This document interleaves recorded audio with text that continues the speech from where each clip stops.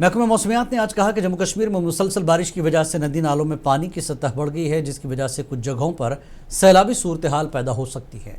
महकमे के in charge doctor Mukhtiar Ahmad ने मुनसिफ टीवी से बात करते हुए कहा कि पहाड़ी इलाकों में हुई ताज़ा बर्फबारी से दर्ज हरारत में नुमाया कमी हुई है।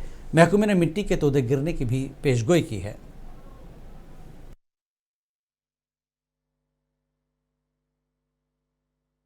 वो जैसे एक्सपेक्टेड था ऑलरेडी मौसम जो है ख़राब रहेगा, खासकर 23 से लेकर 26 ऑफ अगस्त तक, और इस बीच 25-26 को इसका पीक एक्टिविटी था। तो बारिशें मुसलसल चल रही है अक्रॉस जम्मू डिवीज़न और यहाँ वैली में भी।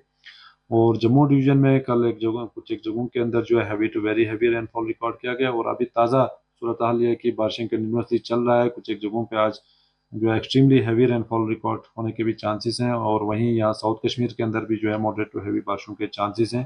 तो ऐसे में बारिशें मुसलसल रहने के कारण जो है नदी नालों के अंदर वाटर लेवल काफ़ी ज़्यादा राइज हुआ है।